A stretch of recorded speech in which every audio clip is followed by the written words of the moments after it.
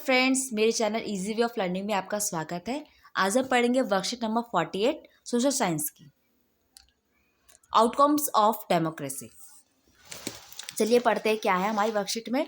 No society can fully and permanently resolve conflict among different groups, but we can certainly learn to respect these difference, and we can also evolve mechanism to negotiate the difference। किसी भी society में कोई भी conflict अगर होता है तो उसे फुल्ली या परमानेंट हम रिजॉल्व नहीं कर सकते डिफरेंट ग्रुप्स के बीच में, लेकिन हम उन्हें उनके जो डिफरेंस है, उनके जो मत है, उन्हें रिस्पेक्ट कर सकते हैं, आदर दे सकते हैं और उनको बातचीत करके उसके जो डिफरेंस है उसे सुलझा सकते हैं। Democracy is the best suited to produce this outcome, और जो डेमोक्रेसी है वो इन सब में बेस्ट है।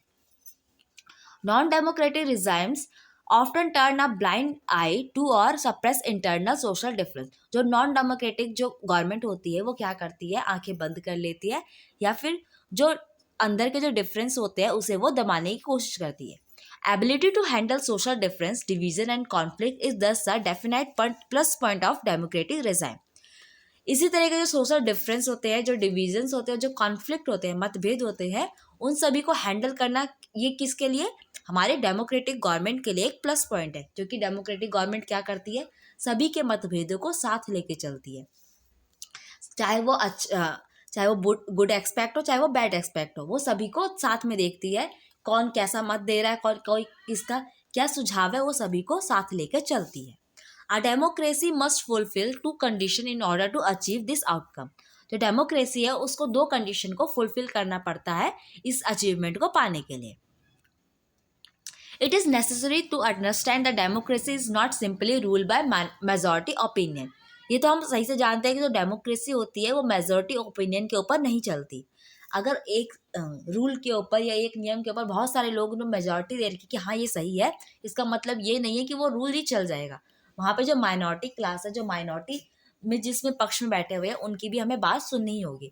The majority always need to work with the minority, so the government function to represent our general view. हमेशा जो मेजॉरिटी होती है उससे माइनॉरिटी का साथ हमेशा चाहिए होता है, ताकि जो गवर्नमेंट है वो एक जनरल व्यू प्रेजेंट कर सके कि क्या अच्छा है क्या गलत है। जरूरी नहीं है कि जो मेजॉरिटी वाले कह रहे हैं वही सही है और जो माइनॉरिटी वाले कह रहे हैं वो गलत है। हाँ, जो डेमोक्रेटिक जो गवर्नमेंट होती है वो मेजॉरिटी के भी ओपिनियंस लेती है और जो माइनॉरिटी होती है उनके भी ओपिनियंस को लेती है। क्योंकि जो डेमोक्रेटिक सरकार है वो लोगों द्वारा बनाई गई है और लोग ही तो ओपिनियन दे रहे हैं, कुछ अच्छे दे रहे हैं कुछ बुरे दे रहे हैं, तो हमें सभी का सम्मान करना पड़ेगा ताकि गवर्नमेंट जो है सभी लोगों के बीच में सामंजस्य या फिर कंटिन्यूटी बनाए रखे। Majority and minority opinions are not permanent. क्या कहता है कि जो माइनॉरिटी और मेजॉरिटी ओपिनियंस है वो हमेशा परमानेंट नहीं होते।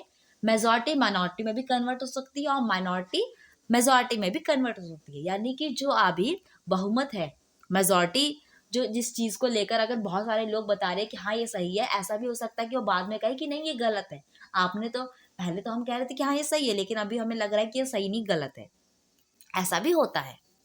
It is also necessary the rule by the majority does not become rule by the majority community in terms of religion or race or the linguistic group etc।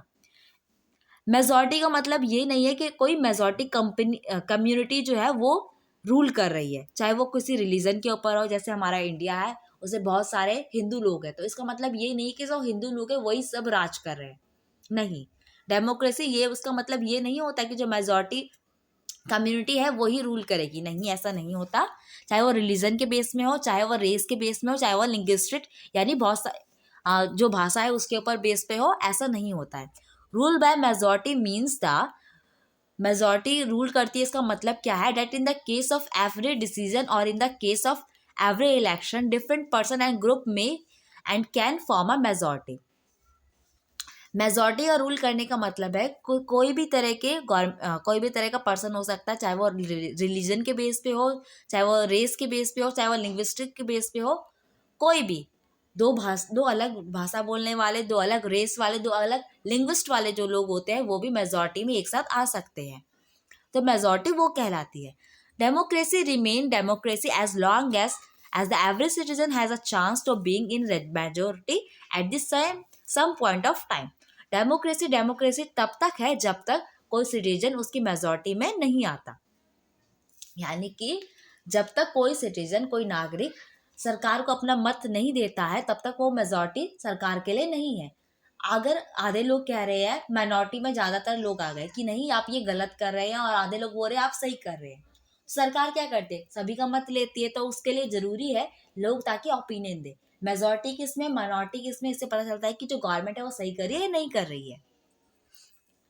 In if someone is barred from the being in majority on the basis of birth, then the democratic rules cease to be accommodated for that person or group. जो majority होती है वो birth के basis पे नहीं होती, अगर ऐसा होगा तो क्या होगा, डेमोक्रेटिक जो होएगा वो खत्म हो जाएगा। चलिए आगे पढ़ते हैं, हमारे क्वेश्चन है कुछ। पहला क्वेश्चन है, how does democracy resolve conflict better, give some example. Democracy जो होती है कॉन्फ्लिक्ट को कैसे वो रिजॉल्व करती है, इसके हमें आंसर देने हैं। तो इसका आंसर है, democracy resolve the conflict to respect this difference and evolve mechanism to negotiate the difference. Democracy कैसे कॉन्फ्लिक्ट को रिजॉल्व करती है, वो डिफरेंस को रिस्पेक्ट करती है और उसको खत्म करने के लिए बातचीत का माध्यम अपनाती है। एग्जाम्पल में जैसे सेक्स डिस्क्रिमिनेशन के ऊपर है, एजुकेशन प्रॉब्लम है, कास्ट डिस्क्रिमिनेशन के ऊपर है, इन सब के ऊपर अगर कॉन्फ्लिक्ट आए हैं तो गवर्नमेंट क्या करेगी, उन सभी की बातें सुनेगी और सभी फिर सही से फैसला लेगी। सेकंड क्वेश्चन हमारा कहता है, why do you think minority should be respected, tell something from your experience. Minority को रिस्पेक्ट क्यों करना चाहिए, इसके बारे में बताएं। तो इसका आंसर है, democracy is not ruled by the majority opinion. जो डेमोक्रेसी है वो मेजॉरिटी ओपिनियन के ऊपर ही नहीं चलती। The majority always need to work with the minority, so the government function to represent the general view. यानी कि जो मेजॉरिटी होती है उसे हमेशा माइनॉरिटी का साथ चाहिए होता है। जो मेजॉरिटी बता रही है जरूरी नहीं है कि वो ही सही हो, माइनॉरिटी का भी हमें डेमोक्रेसी को पूरी अच्छी तरीके से उसका भी आदर करना चाहिए, क्योंकि वो दोनों पक्ष दे रही है, सभी का पक्ष सुनना चाहिए, तभी जो डेमोक्रेसी है वो सही से काम कर पाएगी। थर्ड क्वेश्चन हमारा कहता है, majority rule in a democratic does not mean the majority group rule. Majority democracy में रूल करती है, लेकिन इसका मतलब क्या ये नहीं है कि जो मेजॉरिटी ग्रुप है, यानी कि जो सबसे ज्यादा ग्रुप का है मेजॉरिटी वाला, क्या वो रूल कर रहा है, एक्सप्लेन कीजिए। तो इसका आंसर है, rule by majority means that in the case of every decision और in the case of every election different person and group may and can form a majority. Democracy remain democracy only as long as the every citizen has a chance of being in the majority.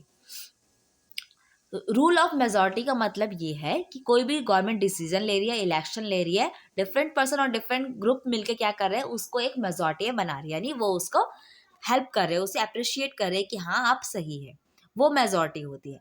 Democracy तब तक है जब तक people उसको majority दे रहे हैं, और अगर मेजॉरिटी नहीं दे रहे तो क्या होगा, डेमोक्रेसी नहीं रहेगा। फोर्थ क्वेश्चन है, what are the difference among the people around you, how do we live together despite those difference. आपके आसपास में किस तरह के लोग रहते हैं और आप उस चीज को छोड़कर आप कैसे उसके आसपास में रहते हैं। तो इसका आंसर है, मैंने लिखा है, there are so many different type of peoples around me on the basis of sex, race, caste and religion, but they are citizen of India as I am and I have to respect their difference and dignity. मेरे आसपास में बहुत तरह के लोग रहते हैं, चाहे वो बहुत सारे सेक्स के बेस पे डिफरेंट हो, रेस के बेस पे डिफरेंट हो, और कास्ट के बेस पे भी डिफरेंस भी है, और रिलीजन धार्मिक तौर पे भी वो मुझसे अलग है, लेकिन वो सभी भारतीय नागरिक है जैसे कि मैं हूँ, और भारतीय नागरिक होने के कारण मुझे उनकी रिस्पेक्ट करनी चाहिए, उनका जो डिफरेंस है उनको भी रिस्पेक्ट करनी चाहिए और उनकी भी इज्जत करनी चाहिए। फ्रेंड्स, यहाँ पे मेरा वीडियो कंप्लीट होता है। आई होप आपको वीडियो पसंद आया होगा। इसे लाइक कीजिए, कमेंट कीजिए और अपने सभी दोस्तों के साथ शेयर कीजिए, ताकि वो भी आसानी से वर्कशीट को कंप्लीट कर सके, और मेरे चैनल को सब्सक्राइब करना ना भूलिए। Thank you.